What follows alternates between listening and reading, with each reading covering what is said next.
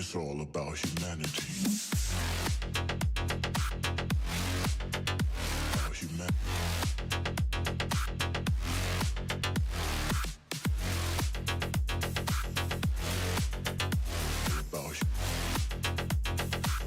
It's all about humanity. About humanity.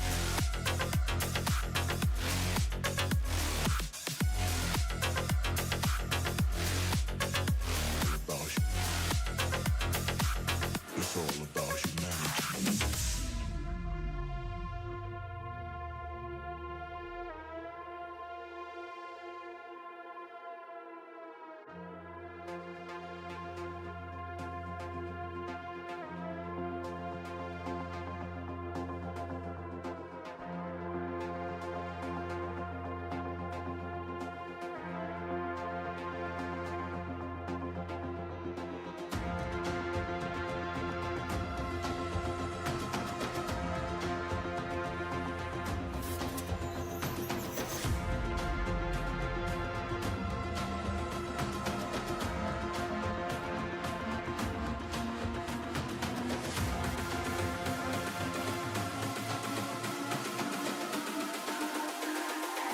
It's all about humanity.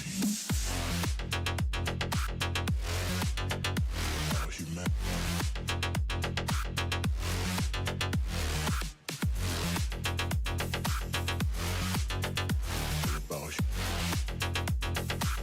It's all about humanity. About humanity.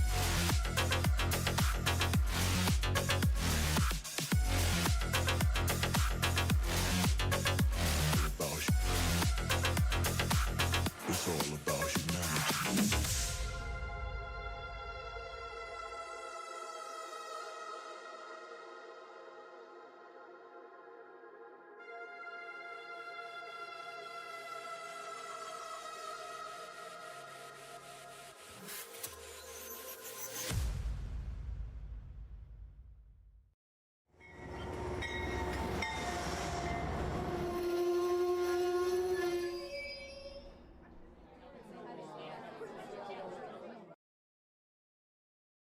Hello, model citizens. Welcome to Junction. Tonight on Trains and Tech, we are going to do a little bit of talking about my JMRI setup. I know it doesn't quite match the thumbnail, but you know, that's how it is sometimes around here. I had a really good op session this past weekend. Some ideas did come up that I want to implement, and I've just been learning some stuff, just sort of poking around in it and trying things and changing things. And I figure, you know, tonight live might as well be the you know, the time to try some stuff live, because if you're gonna mess stuff up, why not mess it up big and bold? Before we get there, I do have a couple of things that I want to just show, some non-JMRI things that I am about to work on. It is not cold so much that where I'm at, but in this little room, the AC seems to either be freezing cold or it gets really warm and stuffy. So sometimes it's easier just to turn the AC on and let her rip, as they say. So some other items that I got over at the Iron Planet Hobby store, if you don't know. They've been supporting my channel for a long time. Ryan over there has been very, very helpful. Microtrains have come out with some more straights cars. If you don't know, I'm really into circus trains, and I've got a whole ton of Ringling Brothers stuff. Microtrains is now making a bunch of straight show stuff. So I've got 2-3 packs of heavyweight cars. They just came out with the flat cars and the wagons for the flat cars, so had to pick up that next set, and I'm sure there will be more sets coming that will cost me more money, but you know, it's a thing. You know, when you're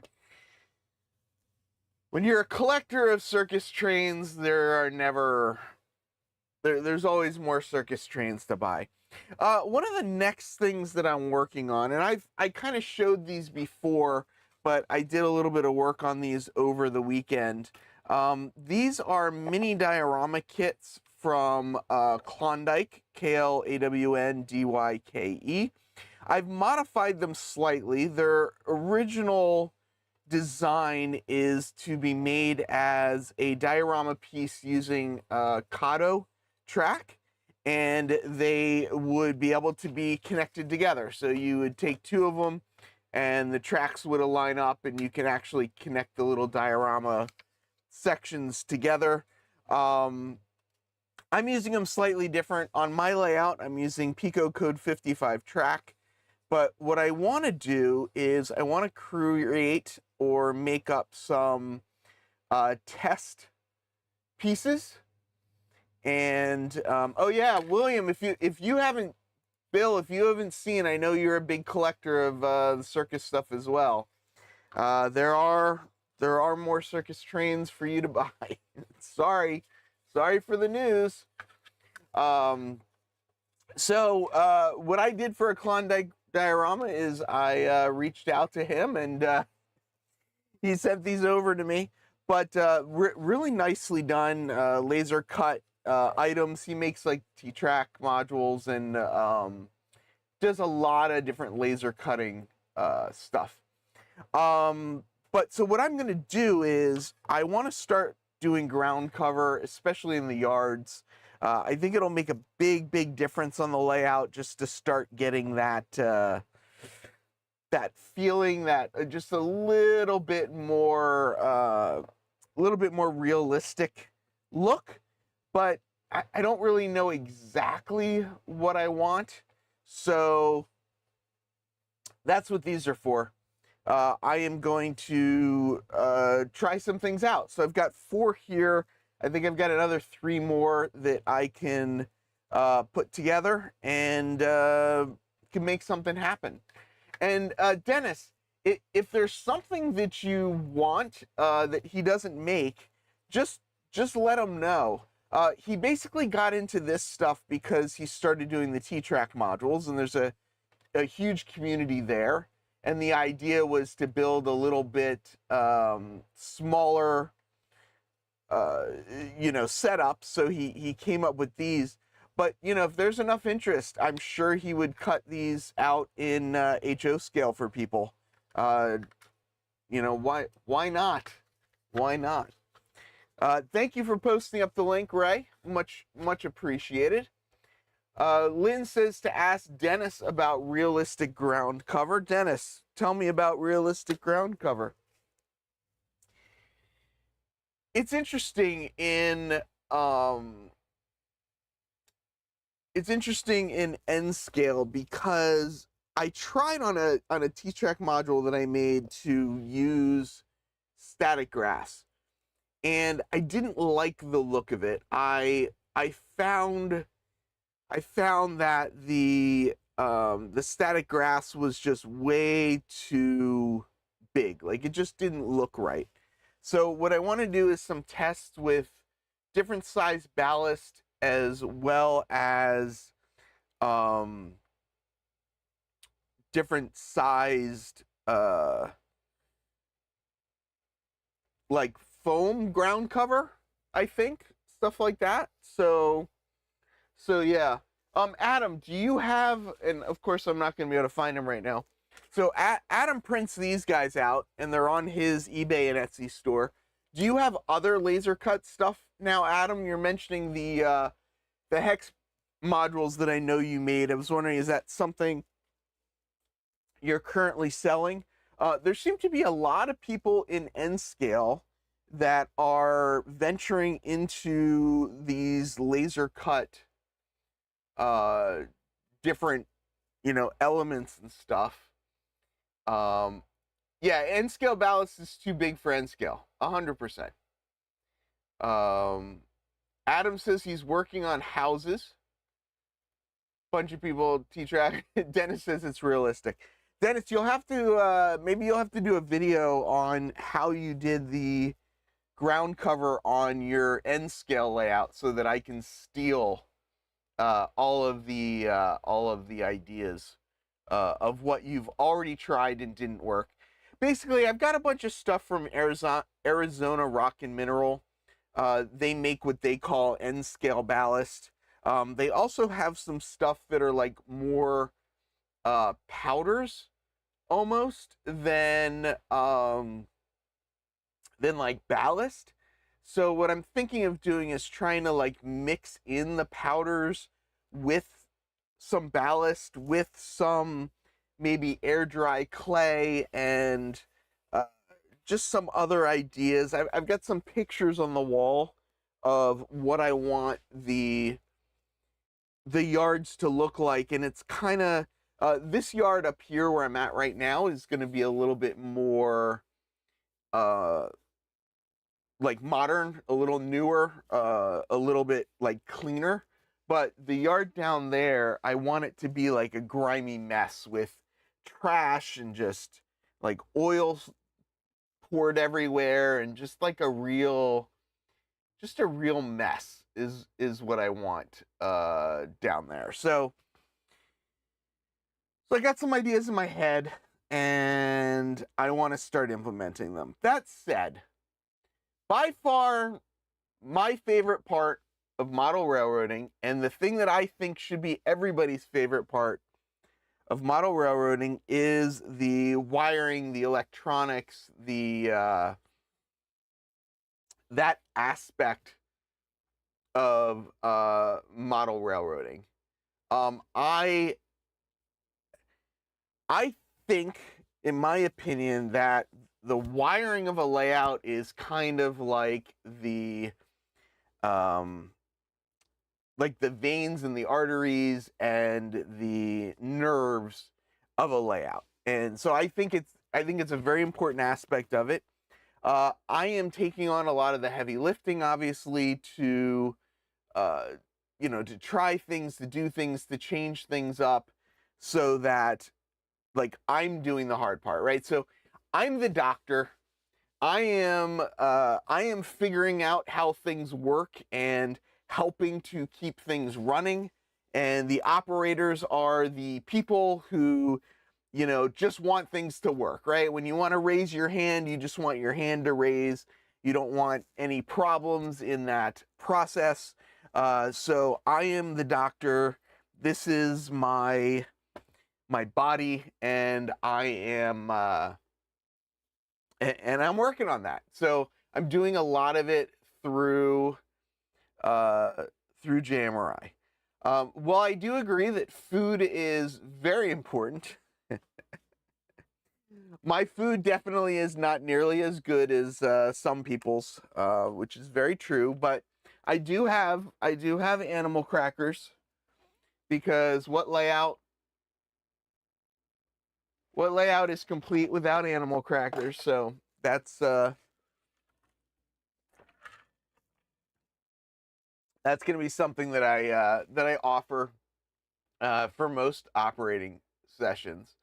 But yeah, somebody, let me see, can I overhead? Let's see. Yeah, so you can see him. So somebody was, I don't even remember who, someone was talking about the K-line trains in chat earlier, the K-line circus trains.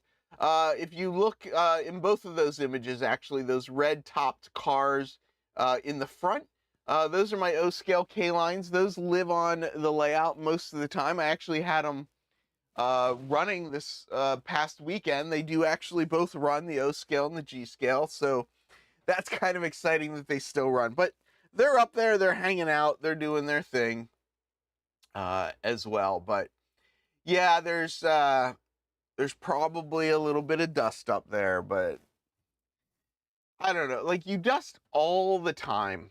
All the time. Yeah, Ed, I heard a rumor that you guys were completely rewiring your entire layout, which, may the force be with you, man. That is something to behold. If you want my suggestion, do like control panels like around. So like take a section and say, okay, this 8-foot section, all the wires come back to this place. Next 8-foot section, all the wires come back to one place. I know like some layouts, like everything runs from one place, or everything is like individually run, and it's easier if things are sectioned out. But Ed's got Op Around the Clock coming up in October, so he better hope he gets that layout wired up before then, because there's going to be some people coming by to do that. Wait, don't give away the entire show, Ed. Tune in Tuesday to learn more. Did you interview Ed about rewiring a club layout? Whew, I know the Model Railroad Club in Union, New Jersey has also been going through a lot of rewiring projects. Originally wired for DC, converted to DCC, but only like kind of converted. So they're doing a lot of changes as well, and I know that's just a massive massive project. He can neither confirm nor deny. Oh boy. Yeah, each piece of plywood has its own nervous system. Agree. Like kind of like how you've got a spine in your body, and there are nerves and everything that extend out from the spine, and they all come back and go to the central brain. That's kind of the way I look at the wiring on my layout. This old layout with Ed O'Connell and Rob, I'm trying to think, who would Rob B be? I don't know. And Rob B this Tuesday. There you go. Catch it at your very own Around the Layout podcast. Am I late? Rusty? Of course. Rob Bartles. How do you know, Paul?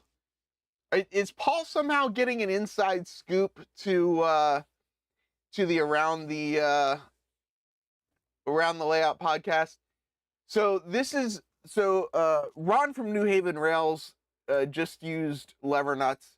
If you do not know what lever nuts are, you need to make lever nuts your friend. I'm going to pull them out just because I think, in my opinion, this is by far the best way to wire a layout, and it makes it so easy to troubleshoot. These are, what I have here are original Wago knockoffs. The new Wago style is a little different, but it's basically the same-ish thing. But this is what a lever nut is. The wire goes in that hole there.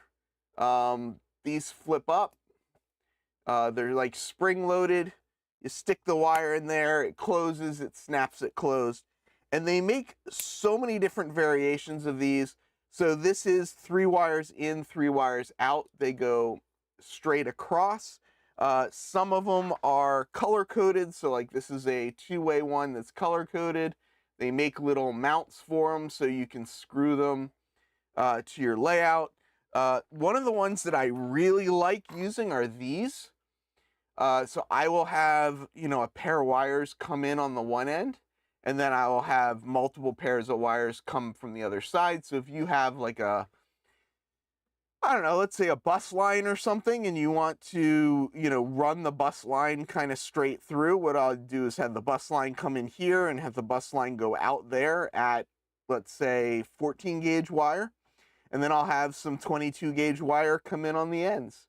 And then I've got these nice little distributed splitters. I don't seem to have, oh, here we go. Here's another kind, and they make these in all different shapes and sizes, but here's another style. So this is a style where all of these get wired together. So let's say you've got your neutral bus around the layout, and you want all of your neutral wires to come into one place.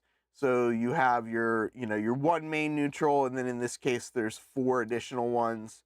And what's nice about these too is you can put different sized wires in each one. So if you've got like 14 gauge wires that you want to connect up to 22 gauge wires, these work incredibly well. The other thing that I really like about these is, let's say you've got this around your layout. And let's say you're having a short that you can absolutely not find where that short is anywhere at all. And now I'm looking to see what is Lynn's comment that everyone is commenting on that I didn't see.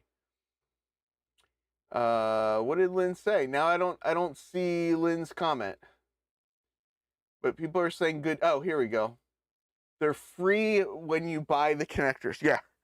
I don't know what these cost. Go on to like Amazon and just look up lever nuts, and then go to DigiKey and look up lever nuts, and go to your favorite store, look up lever nuts, and you'll find them. But so what I was saying is, one of the things that I really, really like about using lever nuts is if you're using suitcase connectors, that's like a permanent connection in a way. I mean, it's not permanent, but like you don't like open up a suitcase connector and disconnect the wire and then put it back, right? It's kind of like once you make that connection, that connection's made. So what's really great about this is I've got all these districts around the layout, as I was talking about. So I may have, my main bus line come in on this side, and then it splits off into a bunch of lines on the other side. If I'm having a short out here on this end, but I don't know where that short is, I can very easily just open these all up, pull the wires out, turn the system on, and then start sticking, the wires in one at a time until I figure out where the short is. So yes, you can use terminal blocks. I really like, I don't know where they are. I'm trying to think. I've got these terminal blocks that I really, really like that are like screw terminals. And of course, I'm not going to be able to find one, but we'll just use this as an example, right? So they make terminal blocks. These also are really, really great because you can, put the wire in and you screw the wires down. And if you need to disconnect them, you can unscrew the wires. But with these, you need a tool, right? You need a screwdriver. So if you've already climbed under the layout to try and solve a problem and you didn't bring your screwdriver with you, then you need to go back and get your screwdriver. With the lever nuts, you don't need any tools. They're easy to use. Yeah, so as Adam is saying, this is actually a Phoenix connector. So this actually comes apart. But what I have, you guys are going to make me find this now, aren't you? What I have around the layout are, oh, you know what I'm going to do? I'm just going to look it up online, because if I look it up online, I'll be able to find it. Whereas if I start looking through all my stuff, I'm never going to find it around the layout.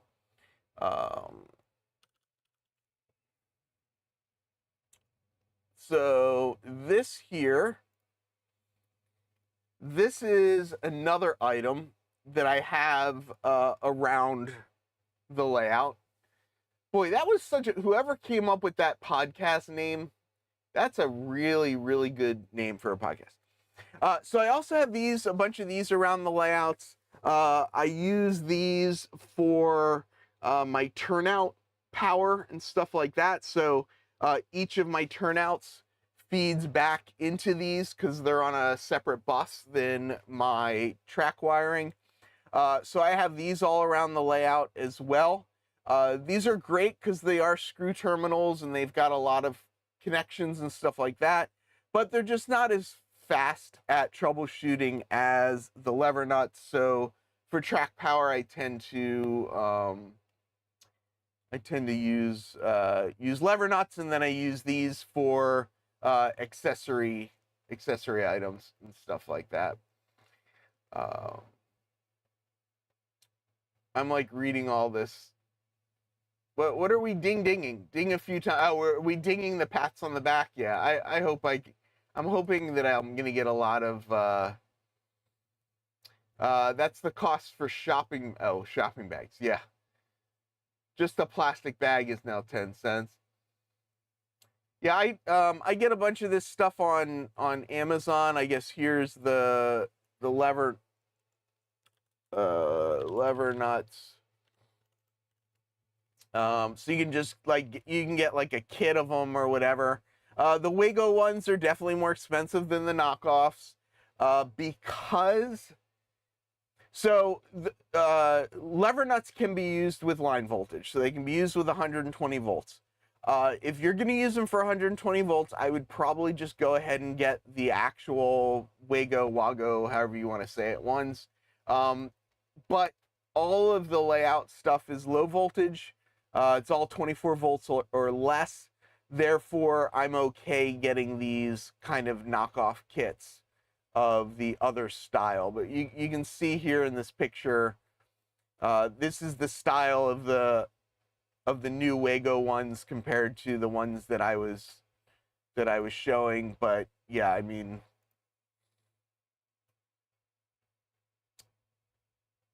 all different styles. Now I'm looking to see like if there's anything new that came out. These are fun as well. I've bought, as you can see, purchased another variation one time. I bought a lot of these XHF ones. Different companies, the quality's worse or better or whatnot. But this company's been somewhat decent.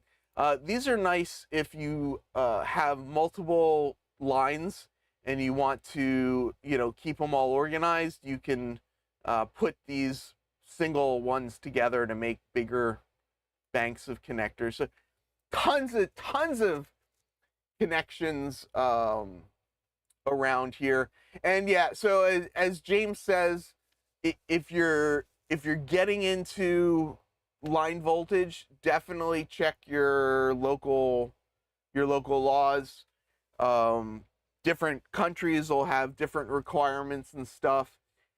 I believe, I don't know, somebody might need to correct me, but I believe that in the US, Wago connectors are approved, but they need to be in an enclosure, right? I mean, they can't be just free air, but because, our layouts are all low voltage, it's all what's called class 1 wiring, under 24 volts, under 5 amps.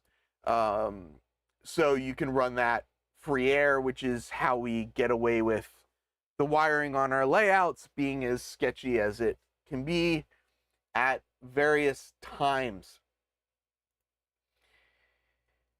Should we stop talking about that and talk about JMRI? Of course, as I say that, like, everybody drops off the channel. I'm just going to go over a couple of things. I know last week I mentioned I'm working on this new panel. This panel kind of lives up on the wall right next to me, and it's, yeah, thanks. Yeah.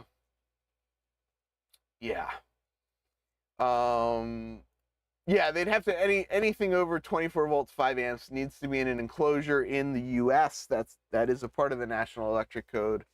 So, yeah. So why change a panel that works? This is a panel that I wanted to have as a summary panel, right? So my eventual goal is to bring in a remote dispatcher, and all of my regular panels are for just individual areas. So I want these kind of summary panels that are a reflection of the entire layout. Now, one of the other advantages, though, of using one of these panels is that if I want to program these turnouts right here, that I'm kind of highlighting, I can, instead of going to each and every one of these turnouts on each and every panel, I believe that I can adjust the settings in this one spot, and then it'll carry over to all of my other panels. So one of the pieces of feedback that I got at my last session was, this is a crossover. This is a crossover here. Why don't you make it so that when you when you click on one button, it throws both of the buttons?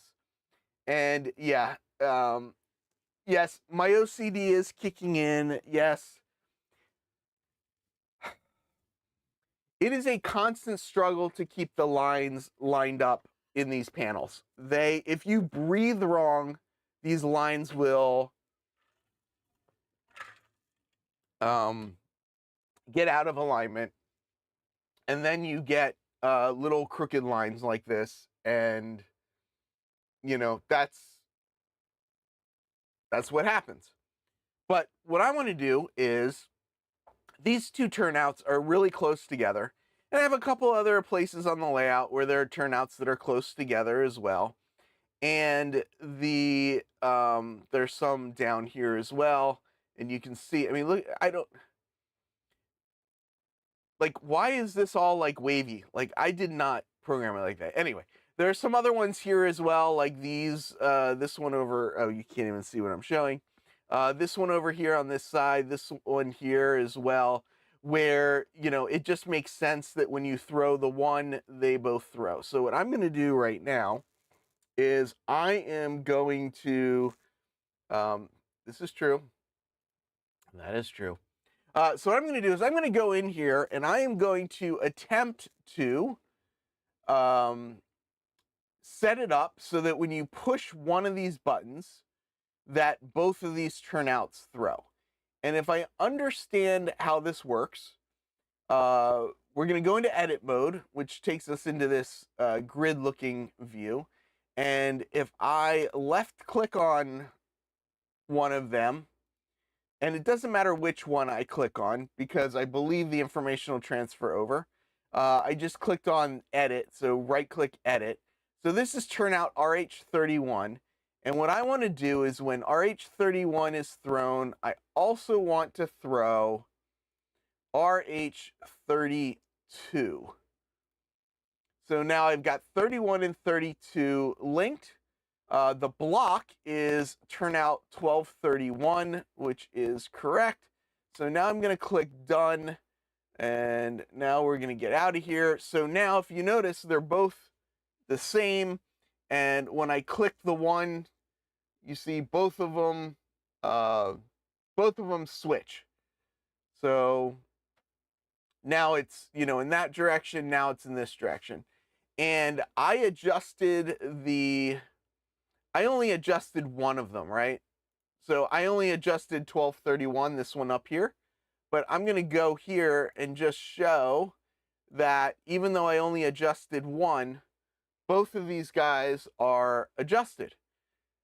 And what I think I'm going to find out is if I go to another panel, which uses those same turnouts, so like this panel right here, you'll see that when I click on this as well, both of these change. And if I go to option edit mode and go to, is it going to let me click on it or not? It is probably not going to let me click on it. Oh, there we go, right hand turnout. So, oh, interesting. So it is not set up here. It didn't transfer over to a different panel.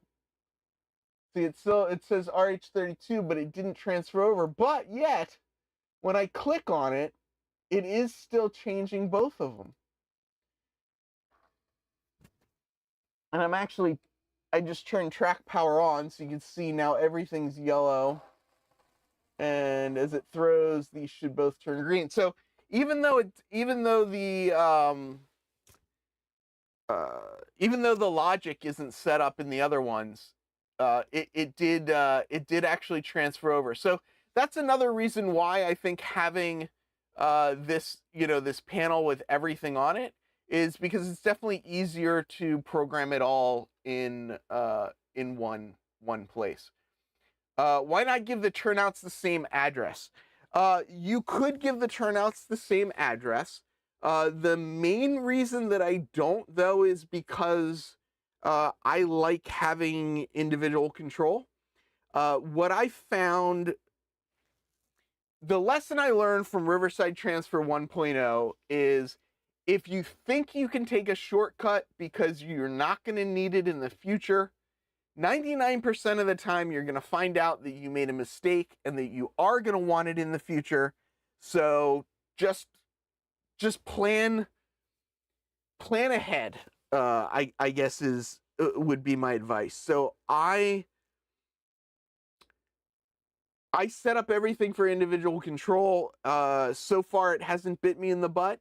It seems to be, you know, it seems to be working, well that way. So Bill is asking, are they vector graphics? I honestly don't know what is in the background of JMRI. All of my panels are created in JMRI, so all of the logic, all of the brains is in JMRI. The reason why I do it in JMRI, because you could do it, you could do it in other systems. You could do it in any of the command stations, right? If you have a Digitrax command station, you could set your routes in the Digitrax command station and call up the routes. If you have NCE, you can set up macros in the NCE command station and set them that way. But in this case, on my layout, I have crossovers that use DCC concepts, decoders built right into them. I have some turnouts that use different DCC decoders. I have things that are, like power routing, like I might want to change a turnout and have it turn track power on or off as well. So there are multiple systems that I might want to trigger at the same time. So if you have everything in your command station and then you go and you swap your command station, or your command station dies or something happens, well, then you've just lost control of everything. So JMRI backs up. It backs up to the cloud. I have it back up to my Synology system. So everything backs up. So should anything ever happen, everything is basically, saved and easy to do.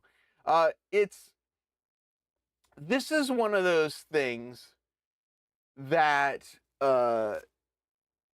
it seems hard if you've never tried it, right? It's kind of like anything in life. Like, if I tried to explain to you how to ride a bicycle, but you never ever tried to ride a bicycle, it would seem like the most complicated thing in the world. And riding a bicycle is complicated.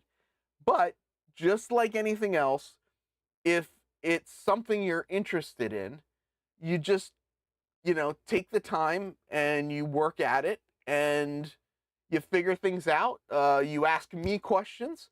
There are things that, I don't know about. And I have found two amazing resources when I don't know things. One of them is groups.io. There is a JMRI users group on groups.io, which is this guy here. Yes, that's not a great thing to say, but I post up questions here all the time, and so here's an example. I posted this question at 8:57 p.m. and at 9:11 p.m. I had an answer from a gentleman named Daniel. Mr. Banks, is this you? Daniel B? I don't know if that is that Daniel or not. But it says Logic NX has the actions publish and subscribe for MQTT. So, already I got basically a solution to my question in, 15 minutes. So the information's out there. If it's something you're interested in, definitely. Joey, if you want help wiring your next layout, I will happily help you wire your next layout. What I did when I was figuring out the wiring for my layout is I did 99% of it on paper before I started anything. I thought about what I wanted to do and how I wanted to do it, and just planned it out and made it work. Split Rock is saying, I want to set up a crossover with 2 separate switch machines to operate on the same number. And you can do that, right? So the 2 switches that I'm working on, right, they are 1231. Let's actually go here. They're 1231 and 1232. I could just label them both 1231. There's no reason that I have to label them 1231, 1232. You could run all of your locomotives on your layout at locomotive address 3. You can build consists with locomotives by numbering all of them the same. It's all just it's an option. So these are all different options that you can choose to use or choose to not use. As people have seen when they've come, over to run my layout, I like to think that things have run pretty smoothly when people have come over here. So, it's kind of like, why not? If I can get something to run smoothly. Now somebody brought it up, so now it's on my, it's now in my brain, and now I've got to try and fix it. I need to try and find out why these are not lining up now. So now it's gonna bother me until I actually fix it. So let's try getting them lined up. So it's one off. So is that now lined up? That doesn't look lined up either. That looks like that's off too. That looks lined up, right? There we go. Now we got a straight line. See, so straight lines are possible. Sometimes you just gotta play with it anyway. Okay, anyway. It has the Don Iris seal of approval. I hope so. I am hoping that from Island Ops that it provides, I guess, a little legitimacy to my layout, and hopefully that I'll get, some people interested in visiting the layout through that. So, yeah, Joey was just here this last weekend with 2 other gentlemen, and it ran pretty well. So I think that needs to be a sticker that Don makes. So I think Don needs a sticker that every layout he goes to, he can have a sticker that says this meets the Don Iris, approval. Ed can make them up as well for the Ops Squad and say this is Ops Squad approved, and we can start a database, and and we can go that way. I'll visit if I can couple it with a visit to B&H. So, Ray, I don't know, are you near Amtrak at all? Because one of the best things about taking the train in and out of Moynihan Hall is that B&H is like right across the street. So if you tell me what time you would get here, I will schedule a session for that time. We would have to do it on a Sunday or on a weekday because B&H isn't open on Saturdays. But we can schedule a session for Sunday so that we can time it so that you can go to B&H. Paul says that's a lot of pressure. I mean, you guys all saw how freaked out I was before Island Ops. It is a lot of pressure, but I learned a lot. So that, I think in a way that was kind of worth it.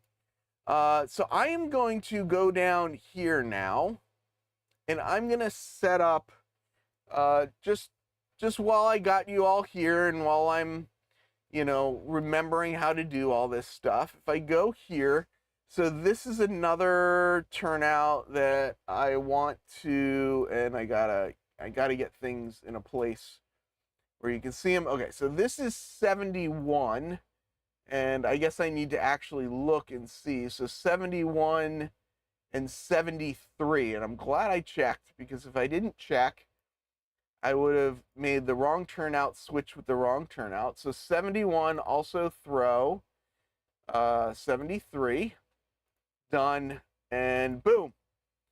Now look at that.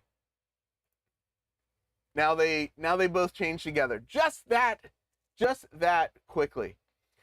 Ray says he can hop on a PNW freight out of his backyard, take it into New Haven, and then catch the train.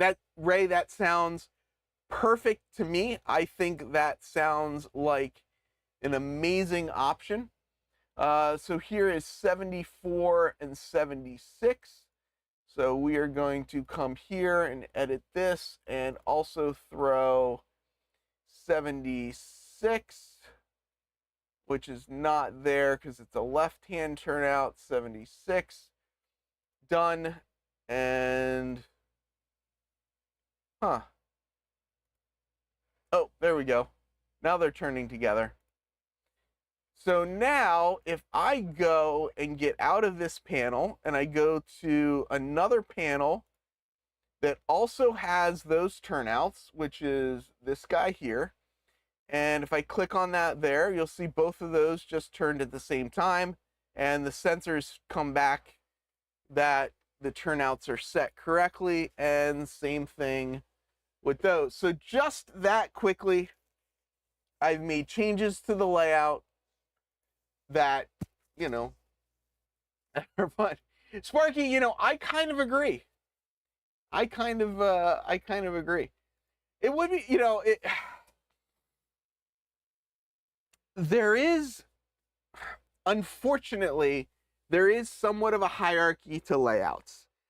And I do think that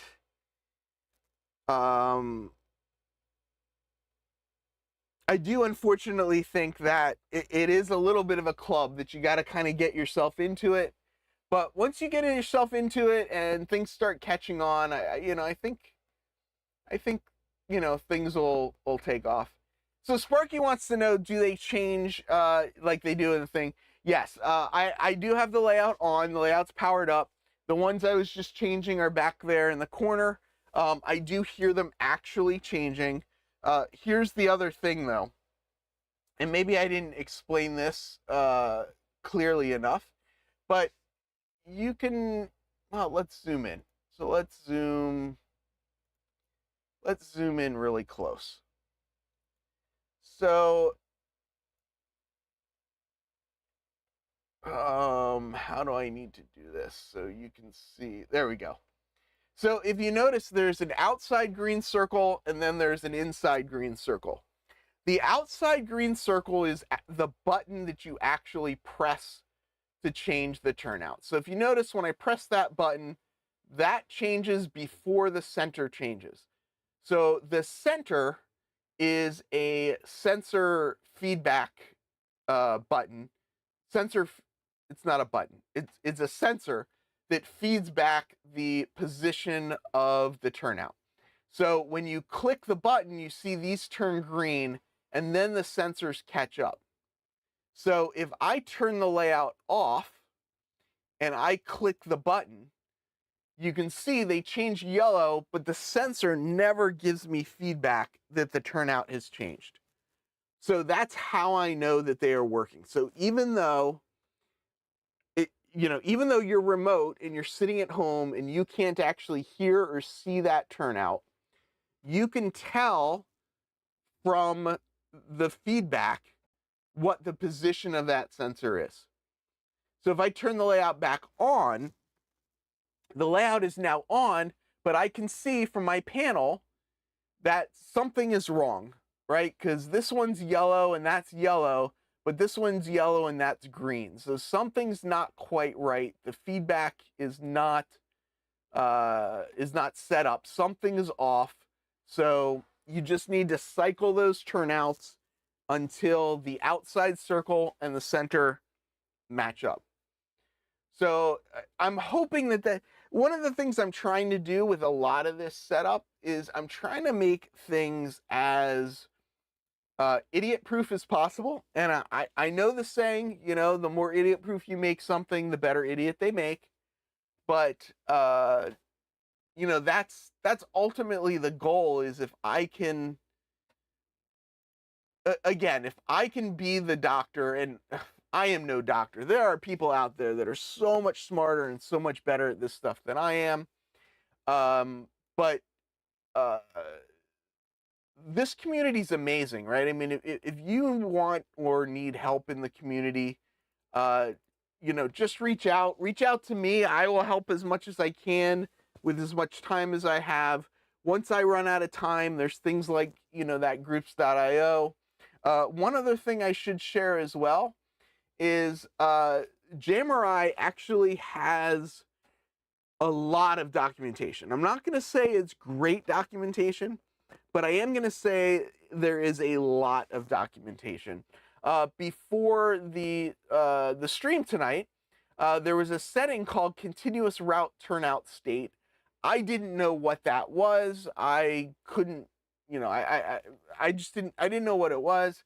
So I just typed into Google search and it took me to this page, and now I know what continuing route turnout state is. So there's a lot of ways to find answers as well.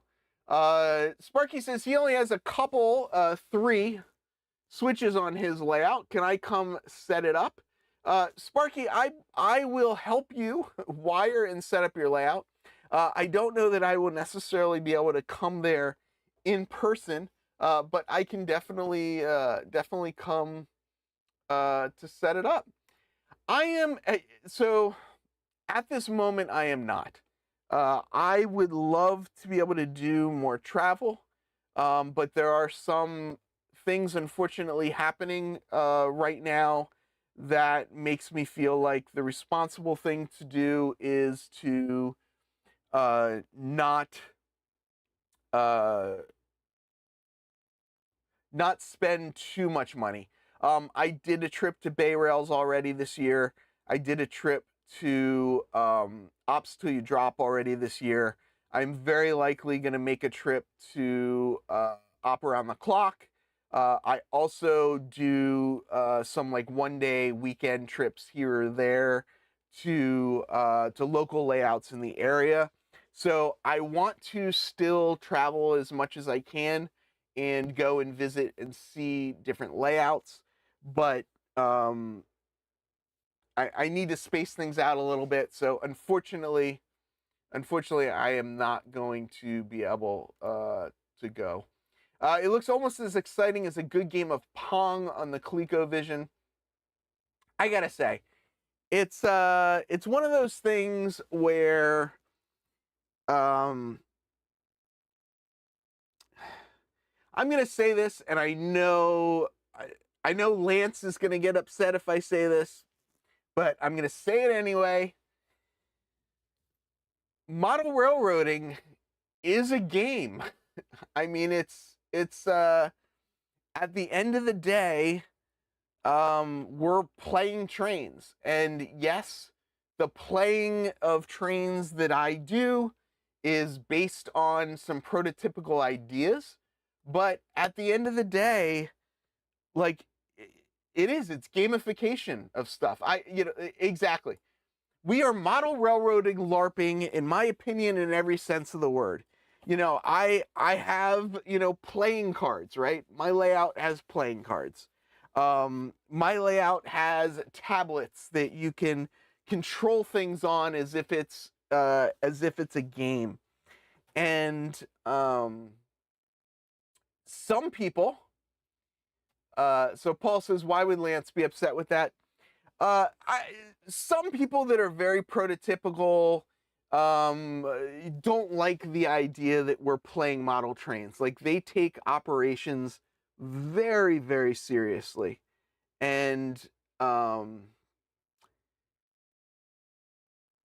all prototypical modelers are like that, but I find there are a lot of prototypical modelers that are very, very serious about their operations. But this is my take on it, right? It's a game. It is a theatrical production. I've got my sunrise and sunset scene, which is very theatrical in my opinion. That's a good way of looking at it. A simulation. We are simulating the prototype. LARPing is live action role play, right? Which is in my opinion, what we're doing. We're live action role playing as railroaders, and we're doing a simulation of railroading. So I think that's great. Look at all of these. Look at all of these birthdays. Nitro Star had a birthday. Rusty Possum Bayou had a birthday.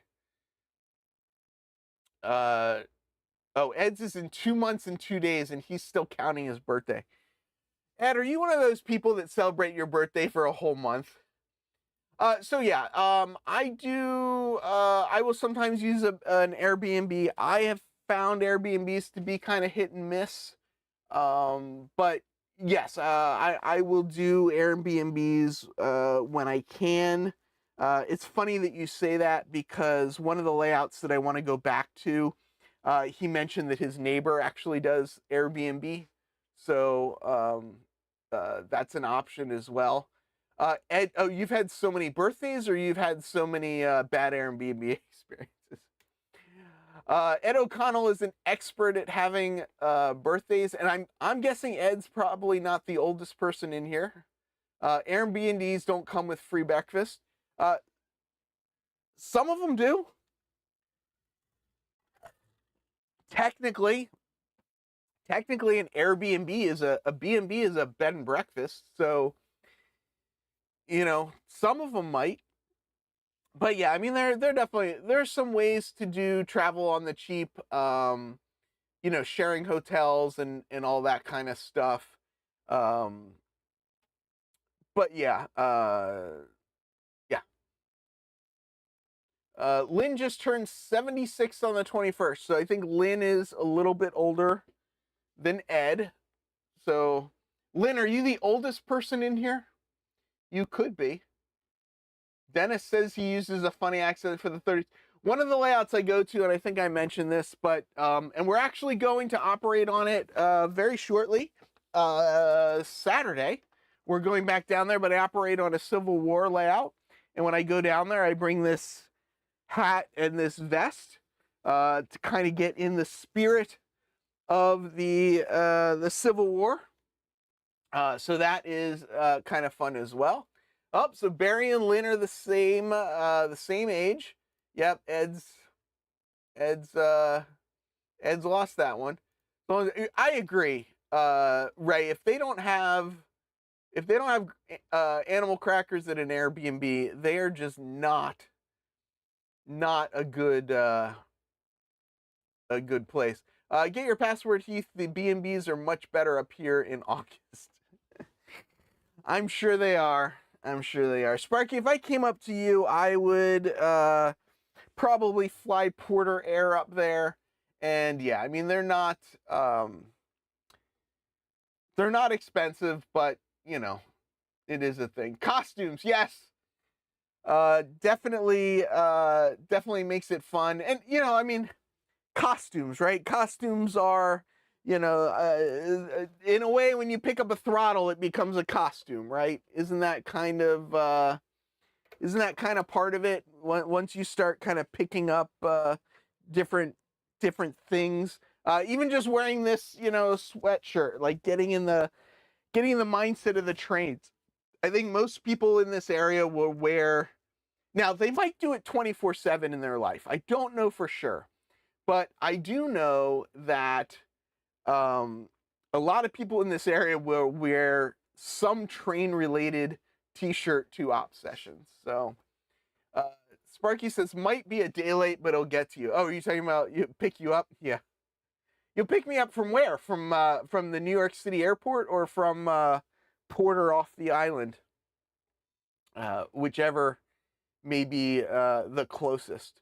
So what were some of the other things that I wanted to do? Here's another thing I want to do real quick that I'll just show people. One thing that I am interested in doing is marking how many cars I can have on a track. And this is actually not a great example to use, but like this team track here can hold 5 cars. And the reason I want to put this here is because I think it will help it will help operators know, how many, no, it won't, it's not letting me click on it. Sensor icon. Yeah.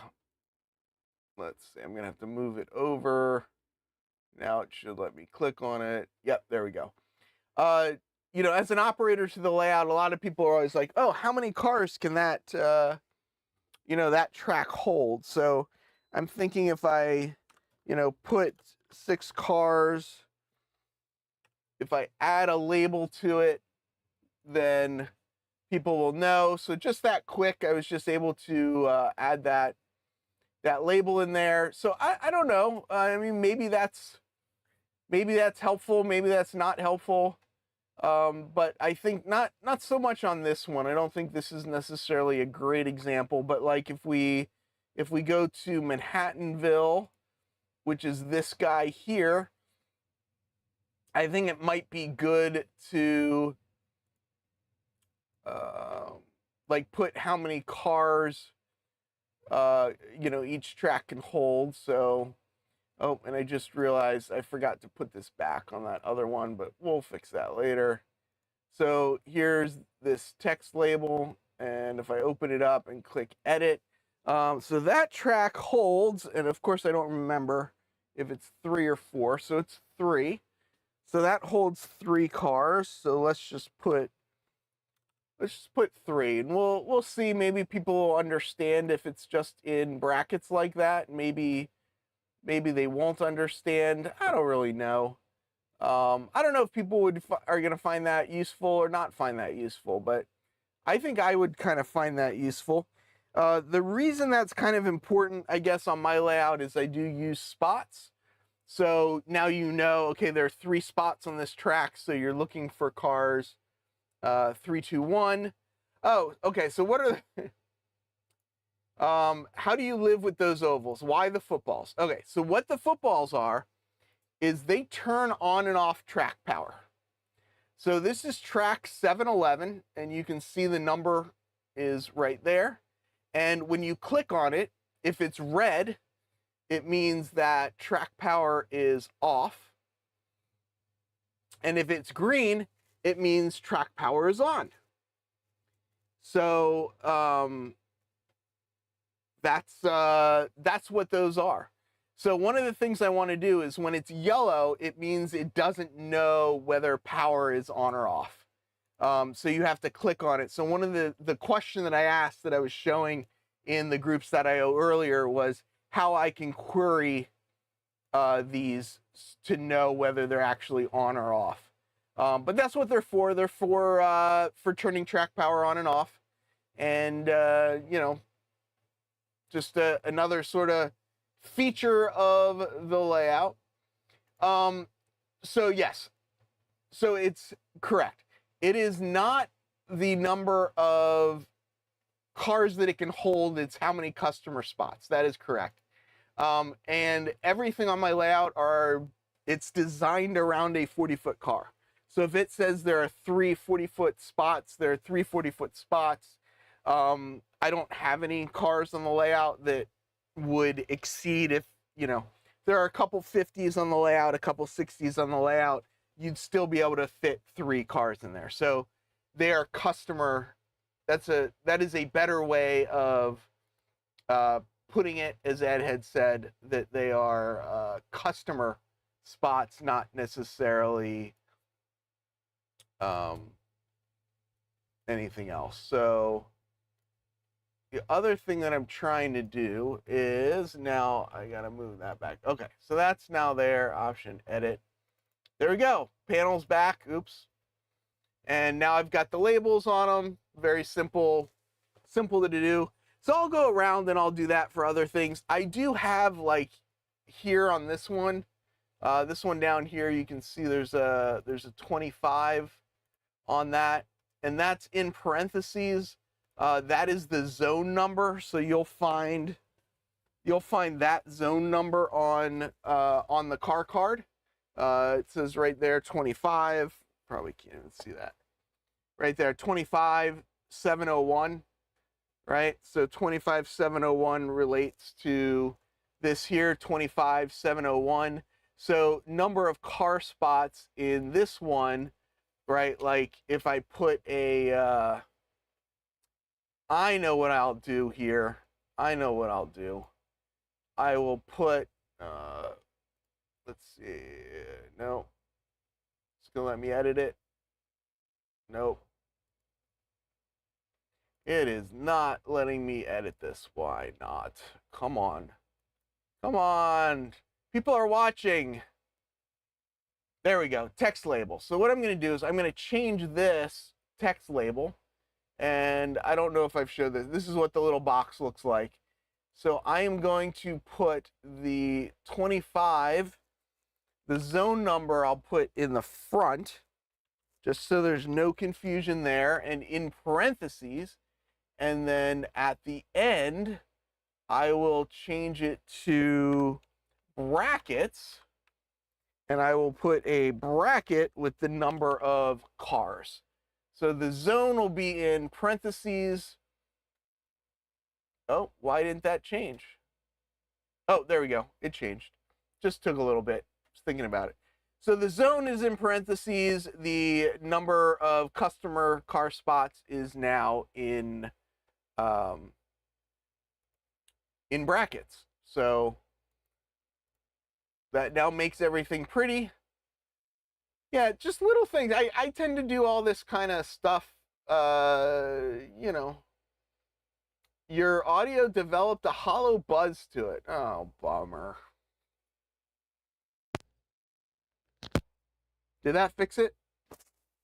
I don't know. I'm about to sign off anyway, but this attention to electrical detail is helpful. I hope to integrate into my next layout. Thanks for sharing. Yeah, I guess I'm doing this a little bit to, you know, to try and, you know, get people interested in this, you know, in this process and, you know, learn from it. Dennis says, how do you ensure the panel fits on your device? What I do is I build a background that is the correct resolution for my tablet, and I add that background into my into the layout editor in JMRI as the very first step. So all of my backgrounds have a border around them. Mine happen to have here. If you look at all of these, you can see there's well, maybe you can see there's a green line. There's this green line around it here that you can kind of make out. So I put a small border around them all. So that's how I know that that is the extent of a panel. This logo here, that is a part of the background. This south with the arrow is a part of the background. So I will use this logo in this south with an arrow on multiple tablets, and then I will change, you know, certain things in JMRI for specific tablets. And yeah, I get it, and that's what I love about this hobby, right? Is that everybody can choose the level in which they want to you know, implement different tools. And some people love this kind of stuff. Some people might like coming over to my layout and operating with these types of tools, but might not like them for their own layout. And I think, in my opinion, that's what's fantastic about this hobby, is that we can all do the part of the hobby that we, you know, really love and that we really enjoy. So, from the city that never sleeps, farewell, model citizens.